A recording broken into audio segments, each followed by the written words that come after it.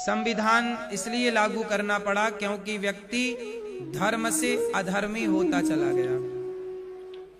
अधर्म जब बढ़ा तो अधर्म बढ़ा, तो अब अधर्म जब बढ़ा तो क्या करें? दंड देना ही चाहिए, दंड देना पड़ेगा। तो फिर दंड का विधान स्टार्ट हुआ। यदि हम सब धर्म से चलते तो फिर किसी संविधान की आवश्यकता थी ही नहीं। स्त्री अपने धर्म से चले, पुरुष अपने धर्म से चले, बेटा अपने धर्म से चले, पिता अपने धर्म से, सबका एक धर्म। हमारे यहाँ शास्त्रों ने हमें धर्म का पाठ पढ़ाया। धर्म धर्मो रक्षति रक्षिता। राम के जमाने में कौन सा संविधान था बताओ? राम के टाइम पर कौन सा संविधान था? राम किस संविधान पर चले? धर्म के संविधान पर। राम के टाइम पर धर्म ही तो संविधान था। धर्म कहता है कि ये करना है, धर्म कहता है कि ये नहीं करना। राम ने वही किया जो धर्म आज्ञा करता है, राम ने वो नहीं किया जो धर्म आज्ञा नहीं करता।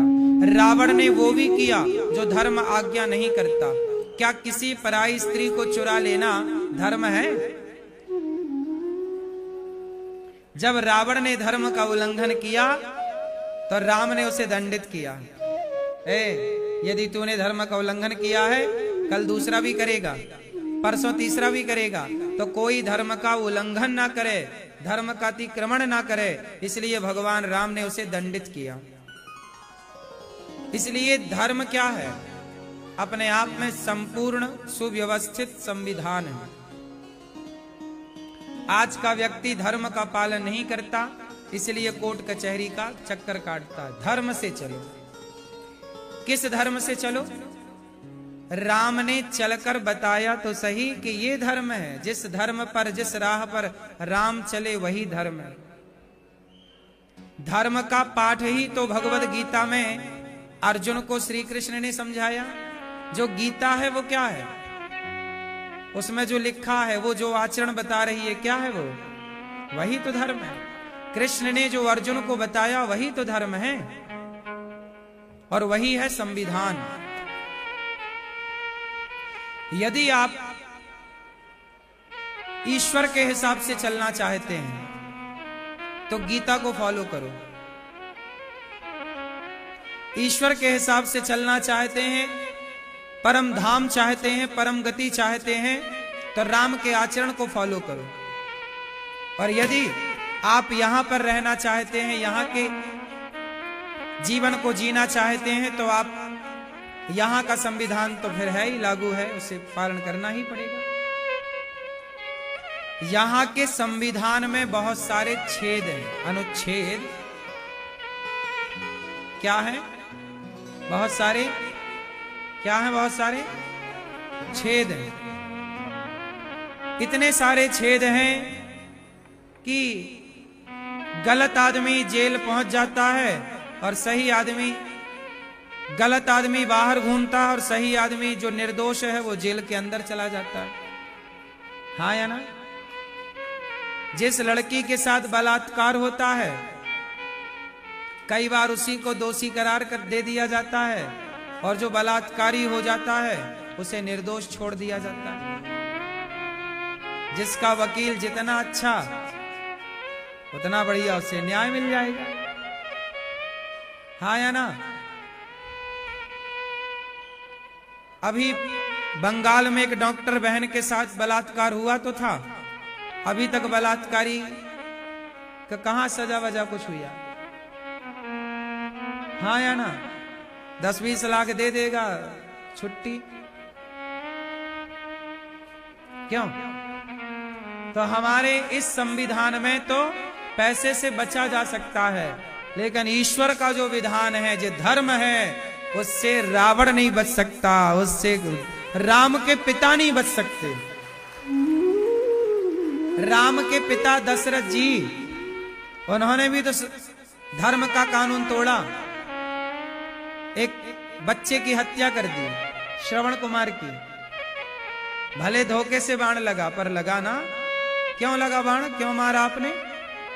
मारा तो उनके पिता ने श्राप दे दिया कि जैसे हम तड़प रहे हैं ना, आप भी तड़पोगे।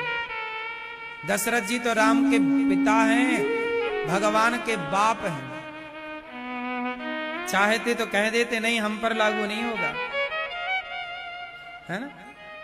आज बड़े बड़े नेताओं पर, बड़े पद वालों पर कहां संविधान लागू हो रहा है? क्यों जी? जज बस तो उनकी झोली में रहते हैं। सही है कि गलत है?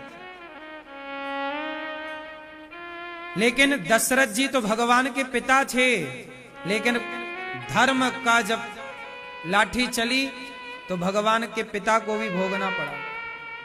बोलो हाँ। यहां का कानून खरीदा और बेचा जा सकता है, आज का कानून अंधा है। राम के टाइम के धर्म का कानून अंधा नहीं था, वहां तो बाप को भी सजा है, बाप को भी सजा है। वहां तो सीता मैया को भी दंड है। सीता मैया को भी क्या है? भैया थोड़ा शांत रहो, मेरी माँ भैया लो चुप रहो। सीता मैया को भी दंड मिला। सीता मैया को वनवास मिला ना गर्भावस्था में। क्यों मिला जानते हो? सीता मैया जब छोटी सी थी तो उनसे एक गलती हो गई थी। बगीचे में एक तोता और तोती बैठे थे। तोती कथा सुना रही थी राम जी की। राम की आंखें ऐसी हैं, राम के बाल ऐसे हैं, राम बहुत सुंदर हैं। जब राम की कथा सुनाई तो सीता मैया को अच्छी लगी, पीछे से गई और सीता मैया ने तोती को पकड़ लिया। चल, सोने के पिंजरे में सीता मैया ने तोती को डाल दिया। तू जो खाएगी खवाऊंगी, जो सुख चाहेगी दूंगी, पर यहीं रह। तोती बोली, सीता मैं गर्भवती हूं, मुझे पिंजरे में ना रखो, मुझे आकाश में उड़ने दो, मेरा पति भी है। तोती चीखती रही, चिल्लाती रही। सीता मैया ने तोती को नहीं छोड़ा, ले आई। घटना जनकपुर की है। सीता मैया ने तोते को नहीं छोड़ा, उसे सोने के पिंजरे में रखा। तू मेरे को कथा सुना, राम के बारे में बता। तोती बेचारी तड़प तड़प करके पिंजरे में मर गई। ये बात पद्म पुराण में लिखी है, लिखा है जो वही कह रहे हैं। तोती जब तड़प तड़प करके मरी तो तोती के तोते ने कहा, सीता जैसे तुमने हमारी पत्नी को हमसे दूर कर दिया गर्भावस्था में, जाओ जब तुम गर्भवती होगी ना तो तुम भी अपने पति से दूर हो जाओगी। और तुमने मेरी पत्नी को दूर किया मेरे से, तो तुम्हारे पति से मैं दूर कराऊंगा तुम्हें। वही तोता अगले जन्म में धोबी बनता है और धोबी के कहने से सीता मैया का वनवास होता है। एक पक्षी का दिल दुखाया था सीता मैया ने। किसका दिल? एक पक्षी का। और आप लोग कुछ लोग तो पक्षी मार के खा जाते हैं। सीता मैया ने तो एक तोती को केवल उसके पति से अलग किया था। आप लोग भी पिंजरे में बड़ा शौक रखते हो पक्षियों को। किसी की आजादी ना छीनना साहब, ये भी पाप है। आकाश में उड़ रहा पक्षी आपने उसे पिंजरे में कैद कर दिया, इससे बड़ी उसकी और दुर्दशा क्या हो सकती है?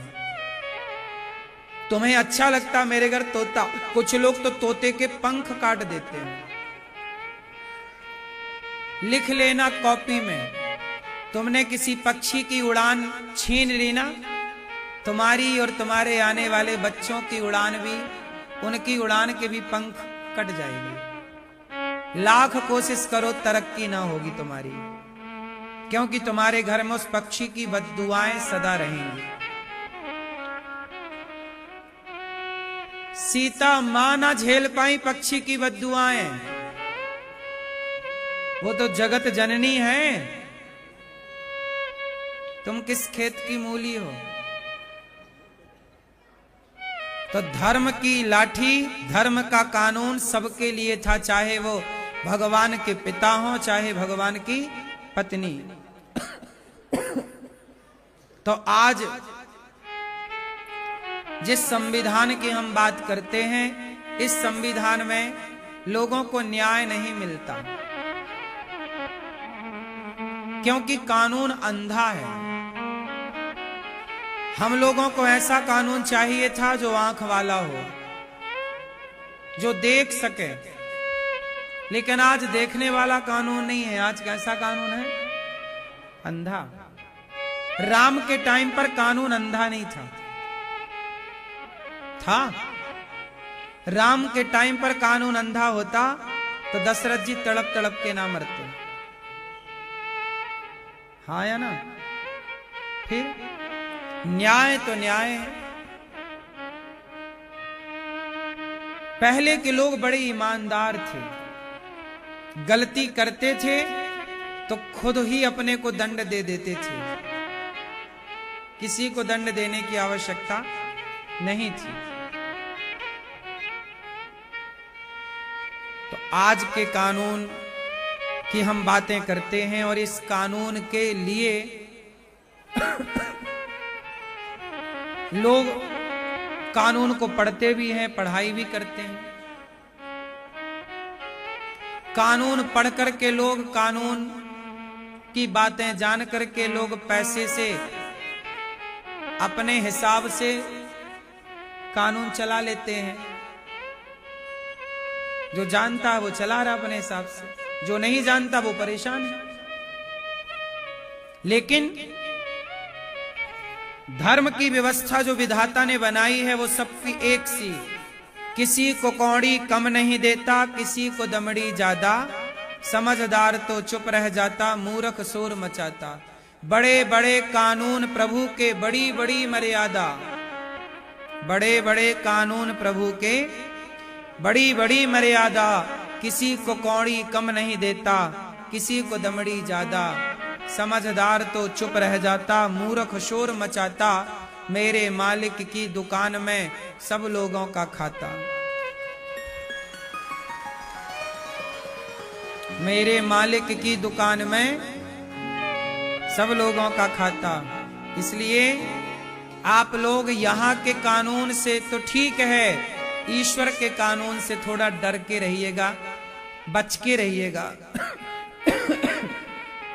क्योंकि यहाँ के कानून को तो गवाह चाहिए, यहाँ के कानून को तो गवाह चाहिए, लेकिन ईश्वर के कानून का गवाह तो खुद ईश्वर है, उसे किसी और गवाह की आवश्यकता, वहां तो वो स्वयं गवाह है। क्यों?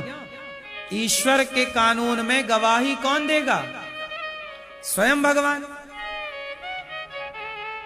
वहां तो फिर पलटी ना मार पाओगे ना। इसलिए यहां के कानून को भी नहीं तोड़ना, और वहां के कानून को तो बिल्कुल नहीं तोड़ना।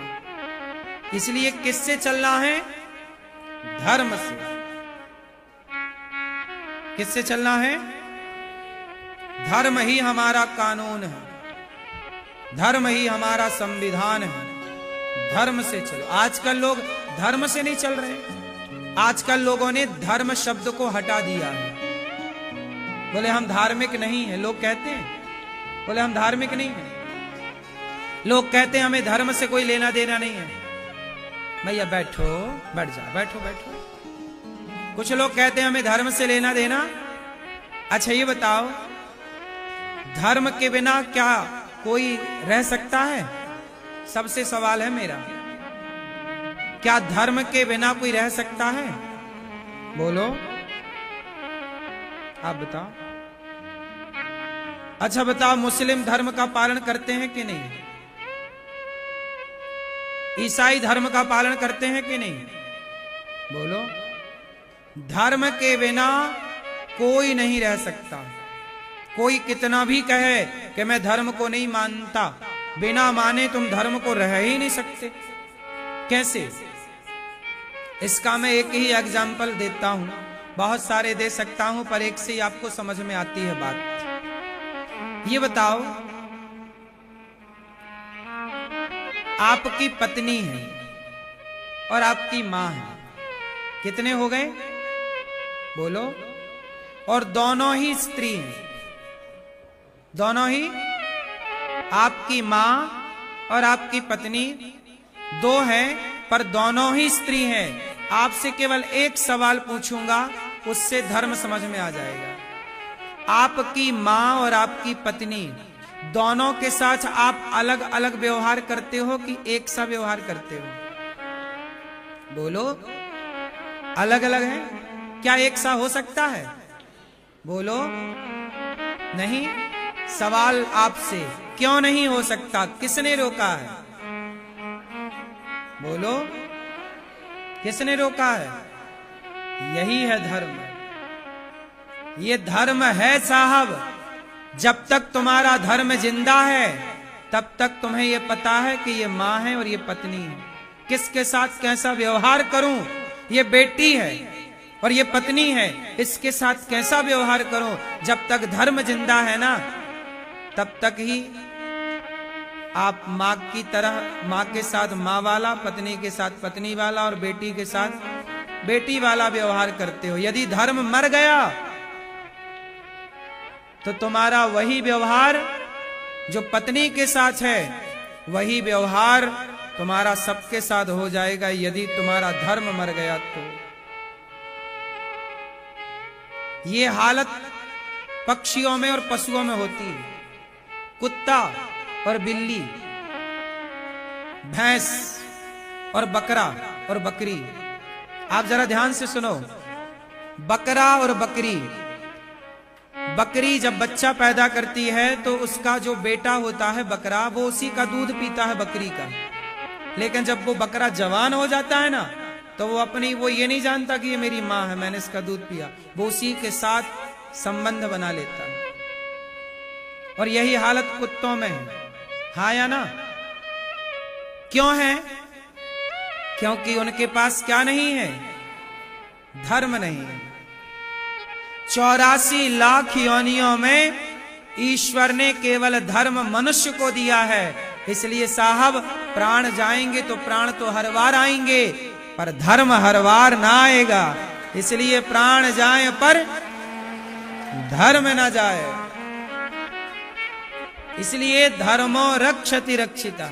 इसलिए हमारा धर्म है सनातन, सत्य सनातन धर्म। हम धर्म से चलने वाले लोग हैं। राम किससे चले? सूपनखा आई, राम से बोली आप ब्याह कर लो। राम ने देखा तक नहीं। यही धर्म है कि आप पराई औरत को देखें भी ना। यही धर्म है। और रावण आया तो सीता मां को ले गया उठाकर। क्या रावण का यही धर्म था? इसलिए जाने न देना धर्म, करना लोभ मत धन धाम का। और धर्म ही जाता रहा तो धन रहा किस काम का? धर्म चला गया तो धन का करोगे क्या? कोई कहे कि जी मैं धर्म नहीं मानता, नहीं। तुम मां को मां मानते हो और बेटी को बेटी, यही धर्म है। कुत्ता नहीं मानता मां को मां और बेटी को बेटी, वो धर्म नहीं जानता, इसलिए वो कुत्ता है, इसलिए वो जानवर है। तुम क्या हो? बड़े भाग्य मानुष तन पावा। तुम कौन हो? मनुष्य हो। इसलिए हमारा संविधान हमारा धर्म है। हम धर्म से चलते हैं। हमें किसी संविधान की आवश्यकता नहीं। धर्म से चलने वाला ईश्वर के संविधान से चल रहा है।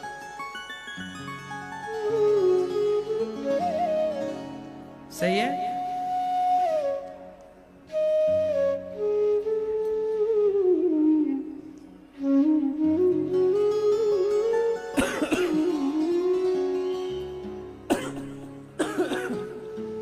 कल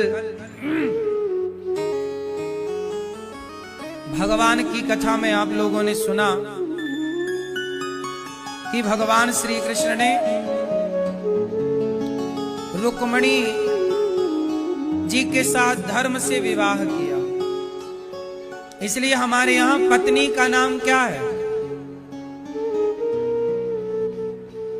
तो मैया सो गई बहन क्या?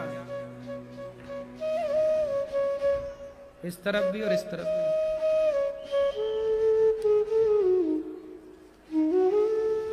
इस तरफ भी जगाओ।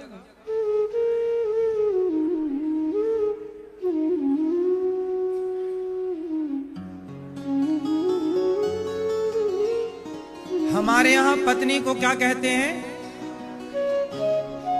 धर्म पत्नी। ये हमारी धर्म पत्नी है। लेकिन आजकल आप लोगों ने धर्म पत्नी को ना वाइफ बना दिया है। ये वाइफ है। वाइफ क्या होता है भाई? जो वाइफर से मारे तुम्हें वही वाइफ। हस्बैंड जिसका बैंड बजा बजा के हंसने ही ना दे, वो ये हस्बैंड। हंसने नहीं मिलता उसको। अब हंसे देखो हस्बैंड महोदय।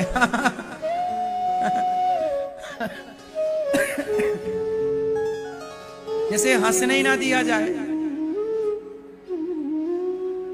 यदि ज्यादा हंसे तो पूछ लेती है स्त्री, क्यों इतने हंस रहे हो, किसके लिए हंस रहे हो? तो जैसे हंसने ना दिया जाए, बैंड लिए खड़ी रहे बजाने के लिए, वही हस्बैंड। बीबी, आजकल लोग कहते बीबी है। बीबी क्या होता है?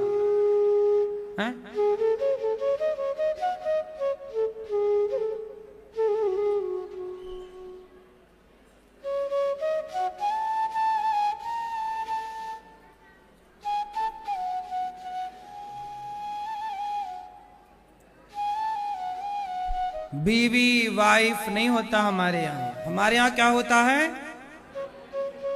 पत्नी को धर्म पत्नी क्यों कहा जाता है? आप बताओ। ये भैया बताओ चश्मा वाले, पत्नी को धर्म पत्नी क्यों कहा जाता है? हैं? किससे धर्म का ब्याह होता है? धर्म के साथ। और बीवी किसे कहते हैं? वाइफ किसे कहते हैं? जिसके साथ विवाह ना हो पर पत्नी के साथ रहे, जैसे सामान्य भाषा में लिव इन कहते हैं। जो लिव इन में रहने वाली है ना, उन्हें बीवी या वाइफ कहा जाता है। लिव इन वाले लो, ये बीवी है, ये वाइफ है। लिव इन में है मतलब ब्याह नहीं हुआ पर रह रहे हैं पति पत्नी की तरह। सामान्य भाषा में, बहुत खड़ी भाषा में, जैसे ये मैं शब्द बोल भी नहीं सकता, तो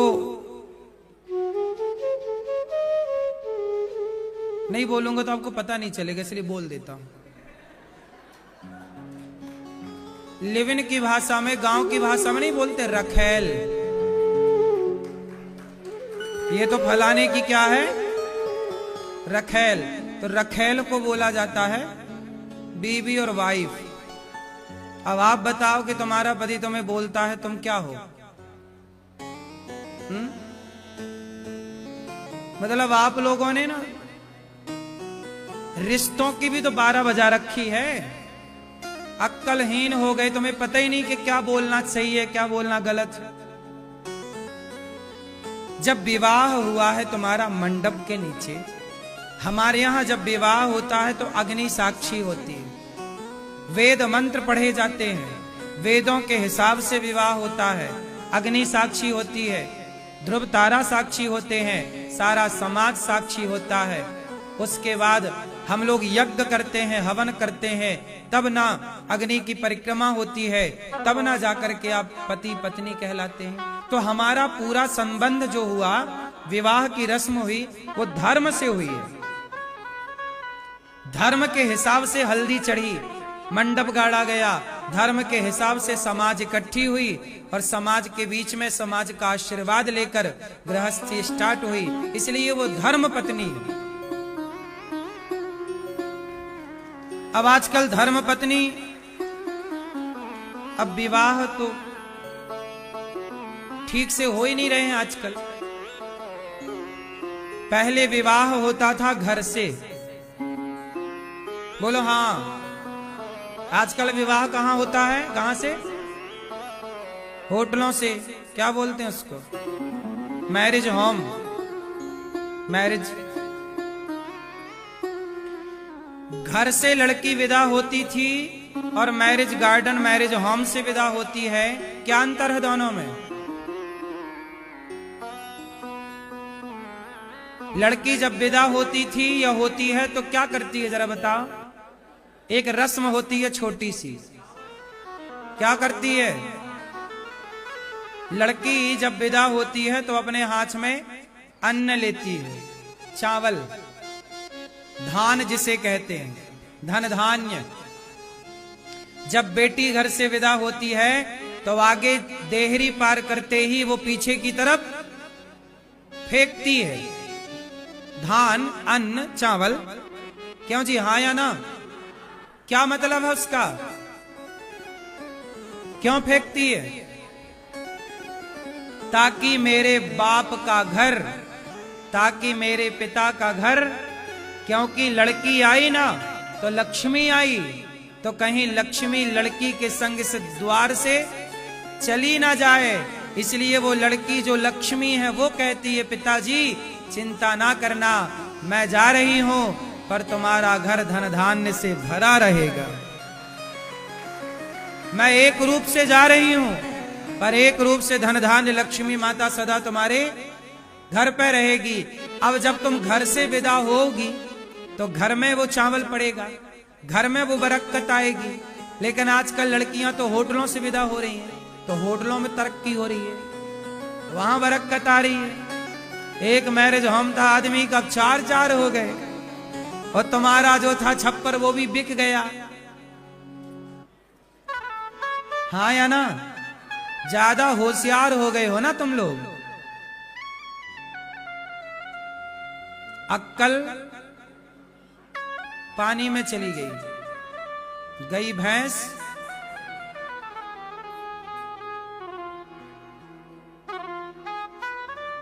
पुराने जमाने में बेटी घर से ही विदा होती, वही घर से ही ना विदा होगी। अब आजकल तो सबको बाहर जान, शादी करने दूसरे शहर जाते हैं। देखो जरा, तरक्की के नाम पर कुछ भी चल रहा है।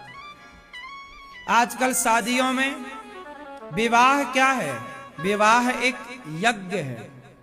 विवाह किसी यज्ञ से कम, विवाह एक यज्ञ है जहां एक अनजान, एक स्त्री और एक पुरुष सदा के लिए जुड़ने जा रहे हैं।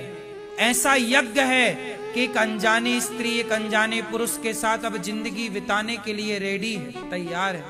एक ऐसा यज्ञ है। उस यज्ञ में आजकल दुल्हा भी शराब पी के मंडप के नीचे बैठता है, जबकि दुल्हा किसका रूप होता है मंडप के नीचे? बोलो बोलो। दुल्हा नारायण का रूप होता है और दुल्हन लक्ष्मी का रूप होती है। इसलिए सारा समाज मंडप के नीचे तुम्हारे पांव पूजते हैं, चाहे तुमसे छोटा हो चाहे तुमसे बड़ा हो, सब पांव। क्योंकि वहां पांव लड़की के नहीं पूजे जाते, वहां पांव लड़के के नहीं पूजे जाते, वहां पांव इस भाव से पूजे जाते हैं कि ये लक्ष्मी और नारायण, वहां भगवान के तुल्य तुम्हारा स्वरूप होता है। लेकिन बताइए, उस पवित्र बंधन में, उस पवित्र मंडप में भी शराब पी के लड़के बैठते हैं। इतनी अक्कलहीनता, इतनी मूर्खता आ जाएगी समाज में, नहीं सोचा था कि सनातन हिंदू धर्म जो विश्व गुरु कहलाता है, तुमसे जमाना सीखता है, आज तुम ही इतने खोखले हो जाओगे, सोचा नहीं था। आधुनिकता के नाम पर सारे संस्कार समाप्त हो गए। क्या रह गई अब विवाहों में क्या होता है? अलग से काउंटर लगता है शराब का। आजकल विवाहों में अलग से काउंटर किसका लगता है? शराब का। बाराती जो आते हैं वो वहां शराब, लड़की का बाप पूरी व्यवस्था करके रखता है। ऐसा लगता है कि बेटी का ब्याह नहीं कर रहा है, ये शराब का ठेका खोला है एक रात के लिए। तुम लड़की के बाप हो, तुम एक यज्ञ कर रहे हो, तुम बेटी को विदा कर रहे हो, क्या जरूरत है तुम्हें शराब का ठेका खोलने की? अब सोचो, शराब का ठेका तुमने बेटी के ब्याह में खोल दिया, फूफा आया, मौसा आया, सबने खूब शराब पी, और फिर सवेरे वही विदाई के टाइम पर, वही जयमाला के टाइम पे रात को शराब पी के फूफा आशीर्वाद दे रहा हूं। नालायक, इनको जूते मारना चाहिए। शराब पी के तुम हमारी बेटी को आशीर्वाद दे रहे हो। भाई शराबियों का आशीर्वाद दिलाना तुम्हारी बेटी को, तो जाओ वहां क्लबों में ले जाते, वहां जहां शराबी बैठते हैं। तुम्हें अक्कल है कि क्या है भगवान जाने। तुम्हारी बेटी की गृहस्थी इन शराबियों के आशीर्वाद से शुरू होगी तो चलेगी कितने दिन? इसलिए तो घर उजड़ रहे हैं। अब बताओ, जितने रिश्तेदार सर आशीर्वाद देते हैं अधिकांश वो शराबी होते हैं कि नहीं? क्योंकि तुमने ही तो ठेका खुलाया शराब का, पिलाई, अब बेटी को शराब का आशीर्वाद मिल रहा है। मतलब क्या कहें, इससे बड़ी अज्ञानता हो सकती है सनातन धर्म की? बेटी को आशीर्वाद देने वाले जितने लोग हों सात्विक हों। कोई संत का आशीर्वाद मिले, पवित्र नारी का, सुहागन स्त्री का, पतिव्रता नारी का आशीर्वाद मिले तुम्हारी बेटी को, तो जब पतिव्रता नारी का आशीर्वाद मिलता है तो उसके सुहाग की तरह भी तुम्हारा सुहाग अमर होता है। अब ये दो कौड़ी के आदमी जो रात भर शराब पिए वो तुम्हारी छोरी को आशीर्वाद दे रहे हैं, ये कौन सा आशीर्वाद देंगे? सबका आशीर्वाद भी नहीं लेना चाहिए, पता है आपको? सबका आशीर्वाद भी नहीं लेना चाहिए। क्यों सबका आशीर्वाद लोगे? गलत आदमी का आशीर्वाद क्यों? गलत आदमी का आशीर्वाद तो गलत ही होगा भाई। जो भीतर है वही तो आशीर्वाद में निकलता है। अब ये भी नियम है पर समझाए कौन?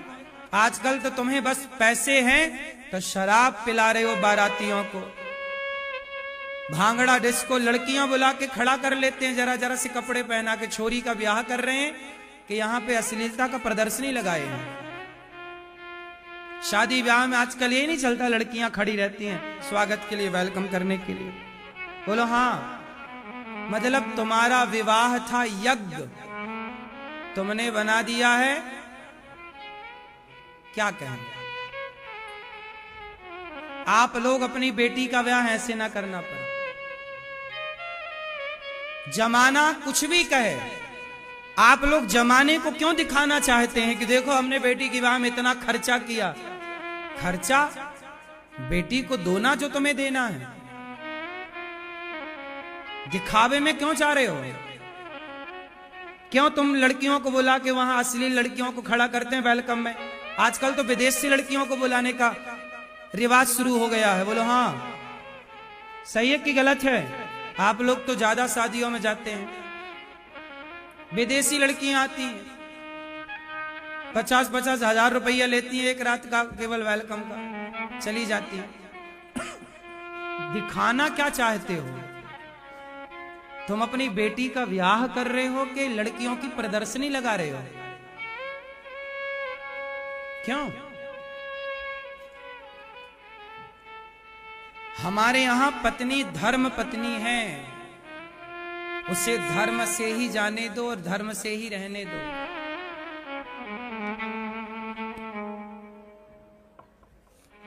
और बाद में फिर आपकी मर्जी, हमारा धर्म है समझाना, ना समझना तुम जो फिर मर्जी आए करो। शराब का ठेका क्यों, तुम शराब का वहां पे वो बनवा लो, नहाने का। सब बारातियों को नहलाओ, नहाएं, सब डुबकी स्विमिंग पूल में शराब भरवा दो, हमें क्या। सब नहाएं बाराती, शराब के स्विमिंग पूल में खूब तैरें। हमारे बाप का थोड़ी जा रहा है, हम तो धर्म की बात कह रहे हैं। क्यों भैया? दुल्हा नारायण की तरह हो, दुल्हन लक्ष्मी की तरह हो, व्यवस्थित हो।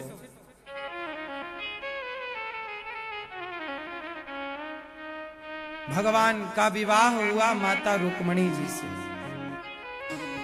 दूसरा विवाह भगवान का जामवंत की बेटी जाम्बवती से हुआ। तीसरा विवाह भगवान का सत्यभामा से। चौथा विवाह भगवान का यमुना जी से हुआ। पांचवा विवाह भगवान का उज्जैन के राजा विंद अनुविंद की बहन मित्रविंदा के साथ हुआ। छठवां विवाह भगवान का सत्या के साथ। सातवां विवाह भगवान का भद्रा के साथ। और आठवां विवाह भगवान का लक्ष्मणा के साथ। ये 8 विवाह भगवान कृष्ण के हुए। तभी भौमासुर नाम का एक दैत्य था, उसने 16,100 कन्याओं को बंदी बना रखा था। कन्याओं ने पत्र लिखा कि प्रभु हमें इस पापी के चंगुल से बचाओ, ये हमें बड़ा सता रहा है। भगवान ने जब पत्र पढ़ा कि एक राजा ने बहुत सारी लड़कियों के साथ अत्याचार किया, भगवान सेना लेकर गए और भौमासुर को भगवान ने मार दिया। भौमासुर के कारागार से भगवान ने 16,100 कन्याओं को मुक्त किया। देवियों किराया खर्चा लो, जाओ। कहां से हो? चलो हम भिजवाते हैं तुम्हारे घर। कन्याओं ने हाथ जोड़कर सबने कहा कृष्ण, हे प्रभु आप तो अंतर्यामी हैं, भगवान हैं।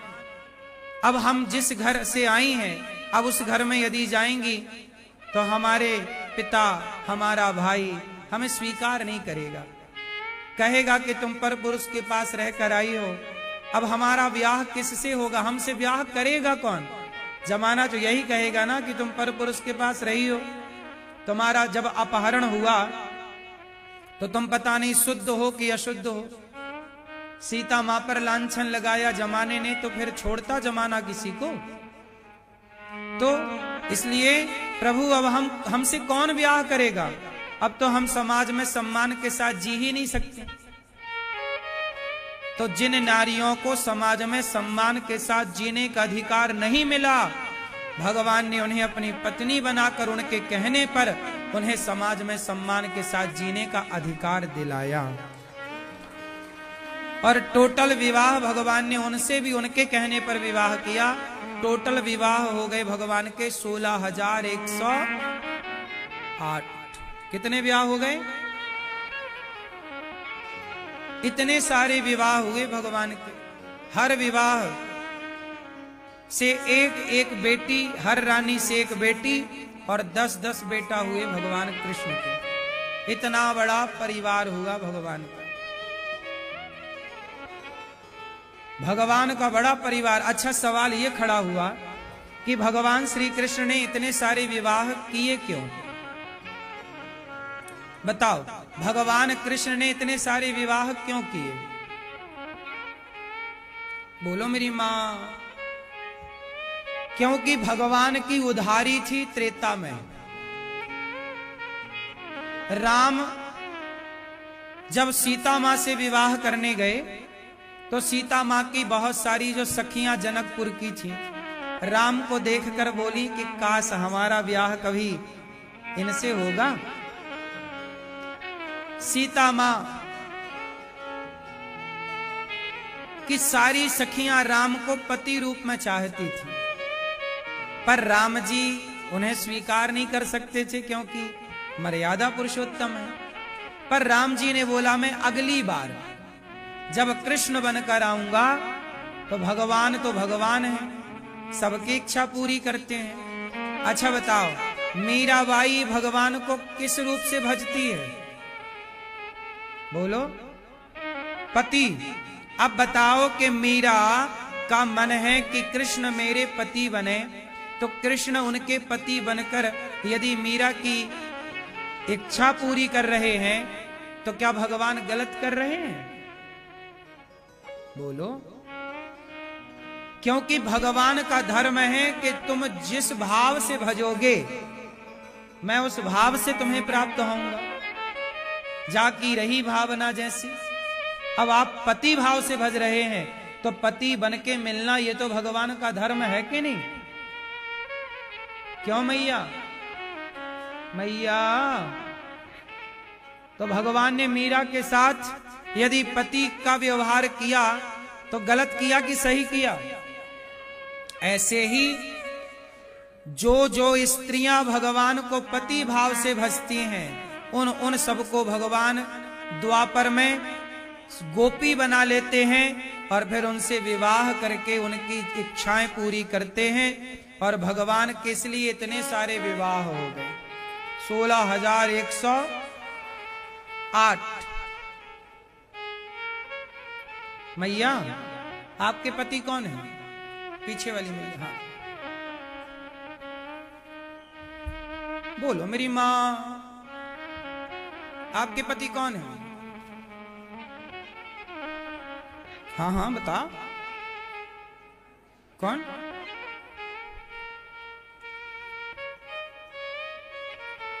क्यों? आपके पति कौन है? आपके, ये इनके, आपके पति कौन? हाँ, पति के बारे में पूछा, पति के पास चल ही पड़ी।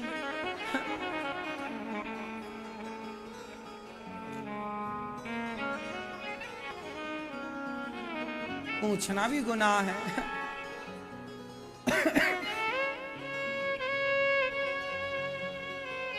अच्छा बताओ, आपके पति कौन है? लाल मैया, हाँ ये आप ही हैं पति?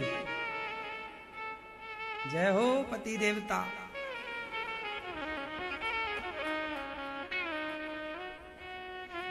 मैया, आपके पति कौन है? लाल मैया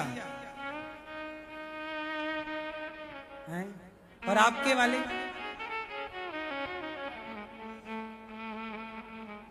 ये आपके पति हैं।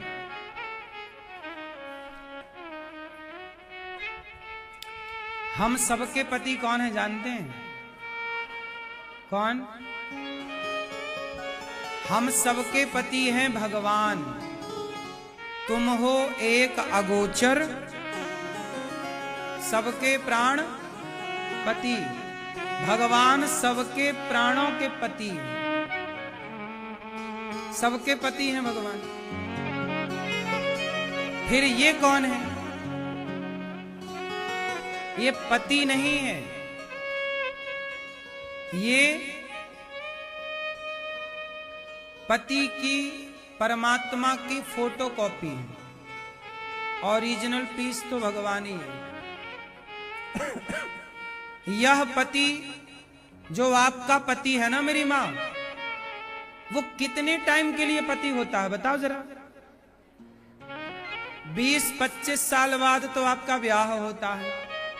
माना कि 25 साल में एक लड़की का ब्याह हुआ तो 25 साल में विवाह होता है। 25 साल बाद ना पति मिला, 20 साल बाद ना पति मिला, पति मिला, फिर वो रहा, बच्चे इत्यादि हुए। 50 साल की आपकी आयु हो गई, 25 साल की आपकी गृहस्थी। फिर क्या हुआ? 75 साल आप की आयु हो गई तो 50 साल का जीवन साथी है। 75 साल बाद 75 से लेके 80 के बीच में तुम दोनों में से एक तय हो जाएगा।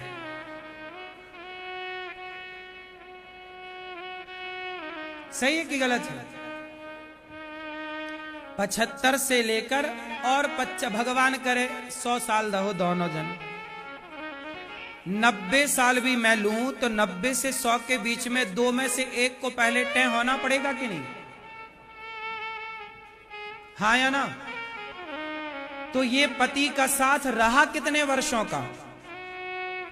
25 साल में मान लो शादी हुई, यदि 75 साल आप साथ रहे तो फिर कितने 50 साल ही तो साथ रहे, मानना कि मोटा मोटा हिसाब।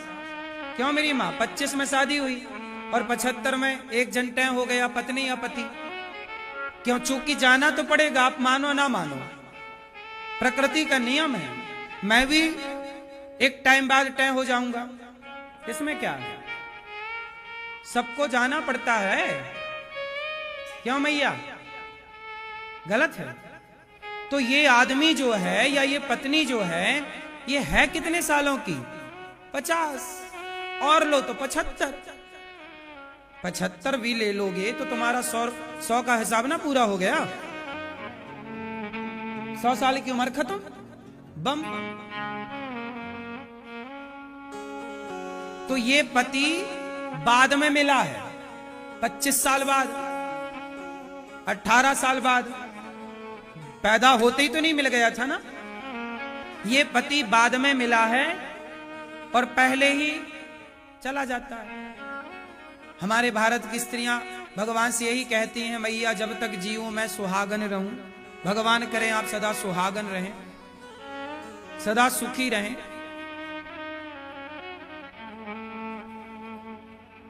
लेकिन यही है सच्चाई कि ये साथी हमारा 50 और 75, अधिक से अधिक 75 साल का है साथी। साथ आपका 75, आयु तो आदमी की 100 हुई तब तो 75 साल का। यदि 25 साल में ब्याह हुआ है तो 20 में हुआ तो 5 साल और प्लस कर देना। तो आदमी का साथ कितने साल का है हमारा तुम्हारा पति पत्नी का? 75, अधिक से अधिक। इससे कम ही होता है। अब 75 साल का साथ तो इक्का दुक्का होगा, कोई हजारों और लाखों में। सही है कि गलत है? तो ये पति जो है ये 75 साल का है भाई। बाकी जो भगवान है वो जब ये नहीं था तब भी भगवान थे। जब ये टाटा बाय बाय कह के चला जाएगा तो भी शेष कौन रहेगा? तुम हो एक अगोचर सबके प्राण, वही पति है जो सब दिन रहेगा, सबका है। इसलिए ये पति जितने साल के लिए मिला, प्यार मोहब्बत से रहो, हंसी खुशी से रहो। इस पति से ज्यादा अटैच ना हो जाना, इस पत्नी से ज्यादा उलझ ना जाना। ये रिश्ते हैं, आज हैं कल रहेंगे, इसकी कोई गारंटी नहीं ले सकता। हमारा आपसे सदा रिश्ता रहेगा, इसकी गारंटी कोई नहीं ले सकता। लेकिन हमारा भगवान से सदा रिश्ता रहेगा, इसकी गारंटी सब लोग ले सकते हैं। क्योंकि एक ईश्वर ही है जो आपका है, वही शेष बचता है। इसलिए हमारे भगवान किस पर लेटते हैं? बोलो, शेष सैया। भागित करने के बाद क्या बचा? बोलो, शेष बचा। उसे कह देना शेष बचा। क्या बचा? क्या बचा? शेष बचा। बोलो हाँ। और शेष को काटा नहीं जा सकता। बोलो हाँ कि ना? शेष को काटा जा सकता है? हाँ। तो भगवान शेष सैया पर क्यों लेटे हैं? क्षीर सागर पर। क्योंकि भगवान शेष सैया पर यही लेट कर कहते हैं कि भैया तुम कितना भी परिवार बढ़ा लो, अंत में शेष मैं ही बचूंगा, मैं ही तुम्हारा हूं शेष। शेष नांग पर लेटे हैं, शेष वही है। तुम कितने भी बेटा पैदा कर लो, पर शेष परमात्मा ही बचेगा। शेष मतलब अंतिम ईश्वर। अब वही बचा, कोई नहीं रहा। बोलो हाँ। ये बात सही है कि गलत है? इसलिए हमारे भगवान शेष सैया पर लेटे हैं। उन्हीं भगवान से प्यार करो, उन्हीं के टच में रहो, उन्हीं से मोहब्बत करो, उन्हीं से दिल लगाओ, उन्हीं से मन लगाओ और संसार में ठीक है, रहो अच्छे से, खुश रहो, ज्यादा उलझ ना जाना रे बाबा। जो जितना उलझा है उसे उतना रोना पड़ा है। तुम जितना प्यार करोगे ना जगत से, छोड़ने के टाइम उतना ही रोना पड़ता है। इसलिए कम उलझे रहोगे तो कम रोना पड़ेगा, ज्यादा उलझे रहोगे तो ज्यादा रोना पड़ेगा। सही है? आपके पड़ोस में कोई ना कोई मरता है, आप खबर सुनते हैं, लेकिन कोई मरता है आपको दुख नहीं होता ज्यादा। लेकिन कोई आपके अपना खास थोड़ा ज्यादा दुख हुआ, और कोई अपना हो तो बहुत दुख हुआ। दुख तब आप जिससे जितना अटैच होंगे उतना ज्यादा दुख होगा। बात सही है कि गलत है?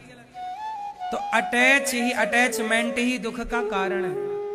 तो अटैचमेंट होना ही क्यों जगत से? जगन्नाथ से अटैच रहो ना, भगवान से जुड़ो ना।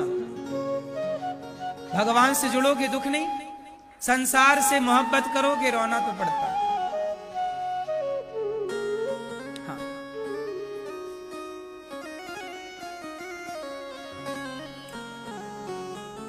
सही है। इसलिए हम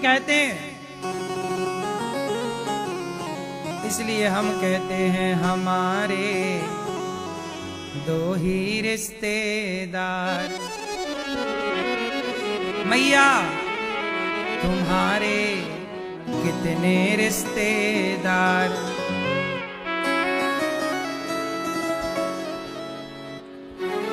एक हमारी राधा रानी, एक हमारी राधा रानी, और दूजे बाके बिहारी सरकार। तुम्हारे कितने रिश्तेदार, हमारे दो ही रिश्तेदार। तो किस किस के रिश्तेदार? ज्यादा रिश्तेदारी ना बनाना मेरी माँ। जिसकी जितनी बड़ी रिश्तेदारी वो उतना परेशान, और जिसकी कम रिश्तेदारी वो उतना हैप्पी, खुश। तुम्हारे कितने रिश्तेदार, चश्मा वाले भैया, बहुत सारे रिश्तेदार। भगवान से भी एक रिश्तेदारी बना लो, यही काम आएंगे। जगत के रिश्तेदार तो नहीं है। क्यों जी, बात सही है? कितने लोग मेरी बात से सहमत हैं कि ज्यादा रिश्तेदारी के चक्कर में नहीं? एक रिश्ता भगवान से है, बहुत है, कि 16,108 विवाह होते हैं। कृष्ण और रुक्मणी बड़े प्रेम से रहते हैं। भगवान के पुत्र हुए प्रद्युम्न, फिर अनिरुद्ध का विवाह बाणासुर की बेटी उषा के साथ हुआ। बाणासुर से भगवान ने युद्ध करके उस युद्ध में पराजित किया। राजा नृग पर भगवान ने बड़ी कृपा की। मैया बैठो मेरी माँ, बोलो राधे राधे। चुप रहो, बैठ जाओ भैया, बैठो प्रभु, बैठ जाओ। मैया सुन रही हो ना माँ, या वीडियो बना रही हो माँ, जल्दी से बैठ जाओ, कथा सुनाएंगे अब। भगवान का विवाह लीला पूरी हुई, बच्चों का भी विवाह हुआ। एक दिन भगवान बच्चों को लेके पार्क में गए खिलाने, चलो खेल खेलते। एक गिरगिट कुएं में पड़ा था, बच्चों की गेंद कुएं में गिर गई, तो बच्चों ने भगवान से कहा कि चलो आप निकालो। भगवान कृष्ण जब गेंद निकालने गए तो एक गिरगिट नजर आया बड़ा। भगवान ने उस गिरगिट को जब बाहर निकाला और भगवान का स्पर्श उस गिरगिट को हुआ, तो वह गिरगिट गिरगिट खत्म हुआ और एक सुंदर पुरुष प्रकट हुआ। भगवान ने कहा आप कौन हैं? गिरगिट ने कहा प्रभु मैं इक्ष्वाकु वंश का राजा नृग हूं। नृगो नाम नरेंद्रो, मेरा नाम नृग है। तो आप गिरगिट क्यों बने? महाराज मेरे से कुछ पाप हो गया, लेकिन मैंने गौदान किया, तो गौदान करने का फल ये मिला कि आज मुझे भगवान का, प्रभु का साक्षात दर्शन हुआ। राजा नृग ने गौदान किए तो उन्हें मोक्ष मिला। कोई पाप अपराध हुआ उसके कारण गिरगिट बने, लेकिन भगवान की प्राप्ति गौदान के बल पर। दान सबसे बड़े दान, सभी दान अच्छे, पर गौदान, गाय का दान करना क्यों जरूरी है जानते हो? कहते हैं गौदान करने से संपूर्ण पृथ्वी का दान हो जाता है। जब भगवान के पास, जब पाप बढ़ता है ना, तब भगवान के पास पृथ्वी माता गौ माता का ही रूप बनाकर जाती है। पृथ्वी गाय का रूप बनाकर भगवान से कहती है कि प्रभु अब पाप बढ़ गया है, आप अवतार लो। राम के अवतार के पहले भी पृथ्वी गाय बनकर गई थी, और कृष्ण अवतार के पहले भी पृथ्वी गाय बनकर गई और भगवान से स्तुति की। इसलिए तो लिखा है ना, विप्रधेनु सुर संतहित लीन मनुज अवतार। गाय पृथ्वी का ही स्वरूप है। पृथ्वी जब भी रूप बनाती है, किसका बनाती है? गाय का। तो गाय, पृथ्वी गौ दान करने से सारी पृथ्वी दान करने का पुण्य प्राप्त हो जाता है। अपार पुण्य है गौदान करना, अपार। इसलिए गौदान जीते जी जरूर करना चाहिए। गौरी गोपाल गौशाला में आप गौदान करके एक गाय अपनी ओर से यहाँ रखो। घर पे नहीं रख सकते तो यहाँ आपकी रोटी खाए, चारा खाए और यहाँ सुख से रहे। जीवन में गौदान जरूर करना, आपकी भलाई के लिए काम आएगा। जो पुण्य करते हो ना जीते जी, यही काम आता है। बाकी कहते हैं ना, खाया पिया अंग लगेगा। खाया पिया, बोलो मेरी मां, खाया पिया अंग लगेगा, दान दिया संग चलेगा, और बचे खुचे में जंग लगेगा। बोलो राधे राधे। जो रह जाएगा उसमें क्या लगेगी? जंग। जो खाया वो क्या लगेगा? अंग। जो दान दिया वो क्या होगा? चलेगा संग। राजा नृग पर भगवान ने कृपा की। पौंड्रक को भगवान ने मारा। पौंड्रक नाम का एक नकली भगवान बना घूमता था। अच्छा ये बताओ, भगवान कितने होते हैं? क्या नाम है एक भगवान का? एक होते हैं ना, क्या नाम है? आप बताओ भगवान कितने होते हैं? बताओ। जिनसे पूछ रहे हैं वही बताएंगे, बाकी लोग कृपया टुप्पी टाप बैठेंगे। कितने भगवान होते हैं बेटा? आप कितने? अनेक। एक। क्या नाम है एक का? हैं? क्या नाम है एक का? एक भगवान का जोर से नहीं पता? क्या नाम है उनका? आप बताओ। एक भगवान है कि दो है? क्या नाम है उनका? है नारायण। फिर ये राम जी कौन है? कृष्ण कौन है? कितने भगवान होते हैं? आप बताओ। आप बताओ कितने भगवान होते हैं? एक। क्या नाम है उनका? राम कौन है? कृष्ण कौन है? भगवान एक ही होते हैं। आप लोग ठीक कह रहे हैं, उनके अनेक अवतार हुए, अनेक नाम अनेक रूप। उन्हीं का नाम है राम, कृष्ण, नारायण, विष्णु, शिव, हरि, नरसिंह, वामन, कृष्ण, गोविंद, गोपाल, मनमोहन, गिरिवरधारी, रघुनंदन, राघव, कालिय मर्दन इत्यादि नाम। उन्हीं का नाम है जगन्नाथ जी, द्वारिकाधीश जी, बद्रीनाथ जी, बिहारी जी, विठलनाथ जी, सांवरिया सेठ जी, श्रीनाथ जी, उन्हीं का नाम। भगवान कितने हैं? एको ब्रह्म द्वितीयो नास्ति, दूसरा कोई नहीं, एक भगवान। लेकिन आजकल ना लोग बहुत सारे किसी को भी भगवान बना लेते हैं। एक सज्जन हमसे बोले, महाराज जी कि ये साईं बाबा ये भगवान है या नहीं? किसी ने मेरे से पूछा, आप बताओ,